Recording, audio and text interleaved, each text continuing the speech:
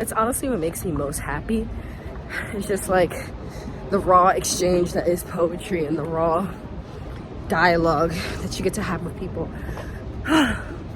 Just through words. It's so beautiful. Anyways.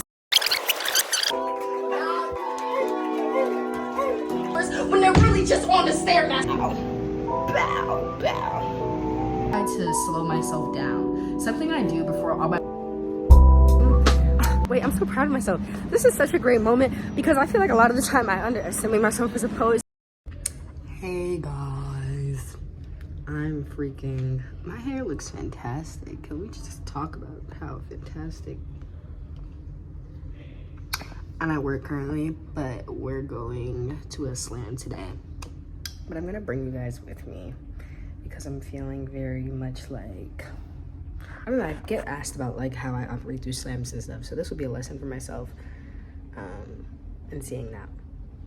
So yeah, I'm gonna take y'all. It's at Creative Soul House, which I love them. Love Brittany Barker, love Creative Soul House. Very much baddies. Can't wait to host again. And I am going up against, like, I'm not even joking, guys. The lineup is actually quite insane. Like, I'm not even joking. Like, the best poets in the city. Like, yeah. I'll see y'all. Recently, I got asked a question very specific about slam, basically asking me like, oh, like how do you like prepare for a slam? And I really like this question, and I really just want to like low-key go on a little bit of a tangent. Slam as a culture for spoken word is a very beautiful thing. It is a very like eye-opening and enlightening experience because you see some of the best forms, like the best poetry in the world. I mean, like slam, in my opinion, has showed me some of the best poetry in the world and has opened up a lot of space for me to like breathe and be expressive in a very big theatrical form way that's like solitary, if that makes sense.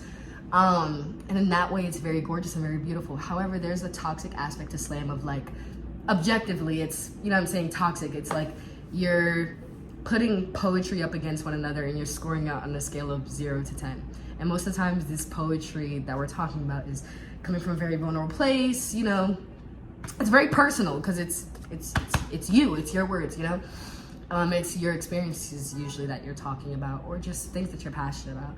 So in that way, it can be a little bit toxic. So I think that there is like a sense of how to actually get into that space without draining yourself, because for the longest time, and by the longest time I mean like up until recently for me, I've actually figured out how to navigate slam spaces without feeling like shit after, because it's hard, like, and I don't even think that my regimen is a regimen right now. I just think it's like something that I figured out, and something that I've noticed. Capitalism in itself, right? We just took it to a whole nother thing. But capitalism as a function of the American society is very fast, is very depressing, and makes people very go. The way that I think about slam personally sometimes is that the structure and formatting of slam, especially if the space that is being curated is very much based in ego, that kind of form and those kind of attributes can very much get like exacerbated, and that like droops kind of into like the entire event, the poetry, the way the poets perform, and things just get really icky. And I think that it's quite obvious, and you can kind of feel that energy in a room. So what I've noticed is to kind of like do the work internally to be the antithesis of fast, demanding pressure in terms of slams. Like I try to slow myself down. Something I do before all my performances, open mic, curating, hosting, whatever, that I try to do is literally just to take a second to like breathe. And I think people forget that you can like do that at slams, whether or not the material that you're performing is very personal to you or not, or it's like from a bigger point of view. Like you can do that. You can take time to breathe. Because I mean, at least the slams that I participate in, most slams, your time doesn't start until you are quite literally at the mic. You are quite literally like speaking or interacting with the audience. So, you know, I'm not setting those rules as standard, but for most open mics, slams that I've been to, that's like the general rule. And I think that people forget that you could take liberty within that and like solace in that solitude for a bit and go a little bit internal and slow all of that competition, all the scores and all that dumbass shit down. Because it's not helpful. Because at the end of the day, slams are like about having fun, but at the end of the day, it's like people want to win, you know what I mean? So it's like that mindset of like toxicity and ego and poetry like just expands and can be enabled very quickly and easily. Even by some of the most beautiful poets I know, inside and out, outside of their poetry, you know what I mean? Even by myself. And it's about recognizing that and taking accountability with yourself and being like, okay, I'm in a place of ego right now. How am I gonna slow my nervous system down so that I'm actually performing in a way that is authentic, and I'm not just performing, but experiencing my words as well. You know what I mean? I think that people also forget that spoken word is not performances, it's experiences. You should never be speaking at. Like, I just, that, maybe that's just me, but I feel like spoken word is not an art form that is at. I don't think that any art form is like at people. I think it's always in conversation with people, and it's always in dialogue. And if you are not present and you are in a space of win, you can't be present with the words, you can't be present with the performance, you can't be present with yourself, you can't be present with your own work, you can't be present with your own healing experience that might be coming through the work. Like, there's so much beauty that happens within performing. Here's the other thing. Slams, 95% of the time, are like judged by people who don't do poetry. Like I wouldn't even say 95%. I would say like 75% of the time, to be like fair. So it's like, you really just kind of have to zoom out and be like, everything is truly subjective. I give myself a set amount of time to practice. I'm not overflowing or overextending myself anymore like I used to. So like, for example, for today's slam, I was like, okay, I'll give myself an hour, because like low-key, I'm not gonna lie, y'all, did not practice at all, because the way that my life has been lifing these past 2 days, taking like the entire picture of I'm slamming against this person outside of your psyche and just being like, I'm about to have an experience on stage with a new set of people that may or may not have ever heard this poem, but will hear it in a new way today, because every single moment is new. I'm still in a space where I'm trying to hold myself accountable on these things, you know what I mean? So it's like, I'm saying this, but I'm also experiencing this like ego, self, ego, being self, ego, experience, you know what I mean? Because it's like, it's damn near, not impossible, I don't want to throw that out there, but it's very hard to maintain a sense of like, I don't know how to explain, like, I don't know what this is, but like a sense of just like discernment and like what your intentions is when you're doing spoken word, when it's in the context of winning money and all this stuff. But I will see you guys when I'm getting ready, because I low-key have to get back to practicing. Because remember how I gave myself an hour? I like took 10 minutes to sit down, so we're gonna get back. And I'll see you guys when I'm getting ready. Yeah, I think I'm gonna record a time lapse of me like practicing, because I think that'll be cool. And I just like low-key want to see what it probably is probably so funny. I low-key want to see. So cue time lapse, period. So crazy thing. I do this low-key dumbass thing where I edit my poems the day that I have to perform. Specifically on slams, where you have to, like, not have to be memorized, but you should be. So, I added some new lines to my poem Itch, which, ooh, okay, rhyme. Which I low-key think elevated the poem a lot. The poem itself in general wasn't done, but I knew that it was a fire enough piece that I could bring to a slam that, like, if I just dabbled some words in there, feel me, I knew that it could be like somewhat more ready. So the lines that I'm adding are more like interactive and more engageful, and yeah. And I'm really excited to add them. Let's see if I memorize them. That's why I got my journal, because the only way for me to memorize poems is to actually write them down with pen. This is the new like stanza, I guess, or whatever. This whole poem is low-key one stanza.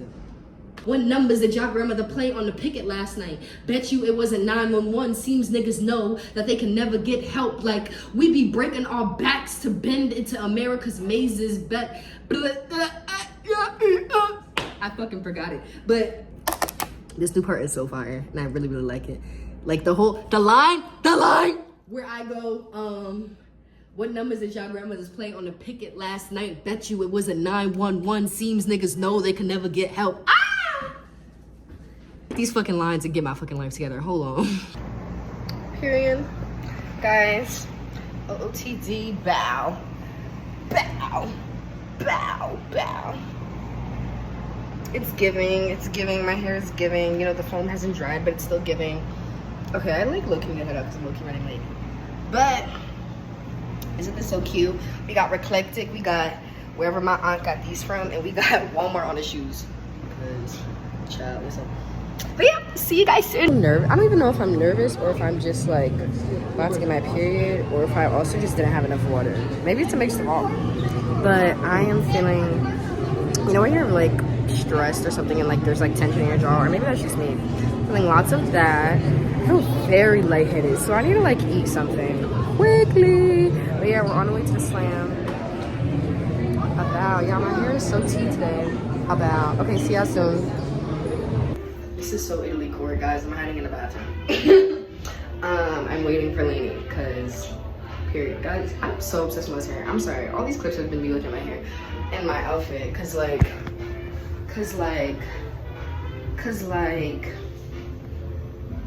about.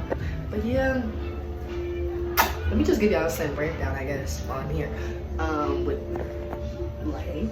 So there's 3 rounds. First round 10 poets, second round 5 poets, third round 3 poets. So basically it's like elimination type.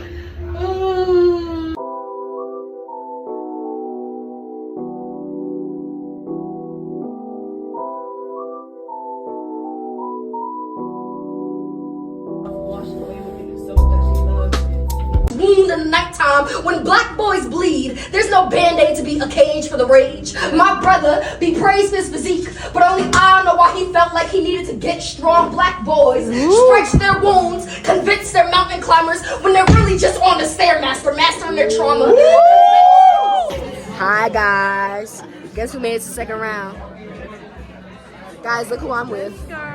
Guys, Leilani's back, guys. Hi, Leilani. All right, let me actually lock in though, because I really don't know what I'm doing. So let me really, okay, bye. Last time my grandma felt that itch, she stared at Lincoln in the eye and said, fuck you, when he takes they turn. Can't ever seem to face the truth. Seems like every founding father finds an excuse to keep the system turning. Keep your hands burning like, what numbers did your grandmother play last night on her last dollar? Bet it wasn't 911. Seems niggas know they can never get help. Funny how we literally have a synonym for poor. It's broke like we broken, but we break through America's maze. Every day we try to survive. Y'all, why did I make it to the third round? What the fuck?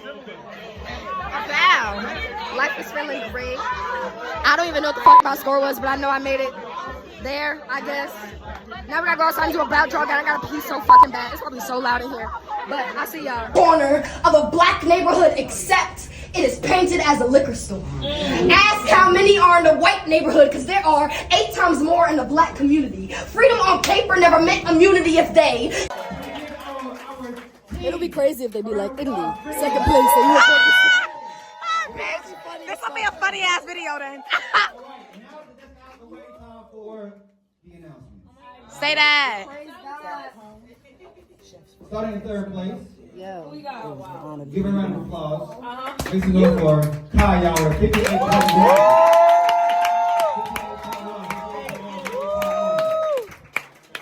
Coming in second place. Give it up. With a score of 58.5, simple and clean. Give it up. What you trying to say? What you trying to say?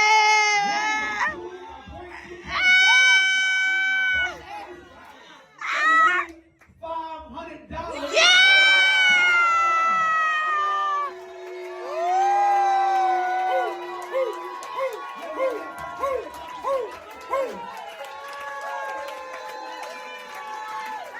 Everybody, for our third Slam House, your first place winner goes to Italy, y'all.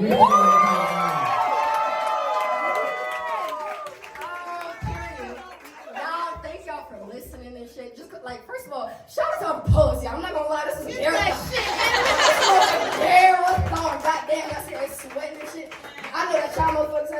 So shout out to y'all. Yo, every time I look at them, not a single song. Like that. So shout out to y'all. Yeah, thank y'all. It's just an honor to be here. Guys, I am by myself. And I just won that fucking slam. I'm on my way home. It's midnight. We literally had like a freaking poetry cipher and everything, which I didn't record any of it because I was so in the moment. Like, I just let my people out for real. But yeah, I won that fucking slam. That's crazy. This is crazy, y'all. Everybody here, I was literally like, I saw the fucking lineup for this shit, bro. And literally was like, I'm just inspired by everybody on here. It's just an honor to be here, guys. It's just an honor to be here. Like, it's just an honor to be in community with y'all. It's just an honor to even spit with y'all in that way. You know what I'm saying? In the same room. So, yeah, but I took home first place to meet. I'm getting bow, bow, bow, bow. So that's really great. Okay, now that we're in a quieter area in the street, I'm very much in Soho, so it's like people are just outside, bro. The folks are outside. The folks are outside. Very much so. Ooh, but yeah, guys, I won. Wait, I'm so proud of myself. This is such a great moment because I feel like a lot of the time I underestimate myself as a poet. So it's very affirming to like hear people pour into me and tell me how my work affects them and such. Yeah, that's honestly, almost fell. That's honestly what makes me most happy. It's just like the raw exchange that is poetry and the raw dialogue that you get to have with people. Just through words. It's so beautiful. Anyways, thank you for watching. Have a great day. Italy, I will see you soon. Beautifuls, I will see you soon. Mwah.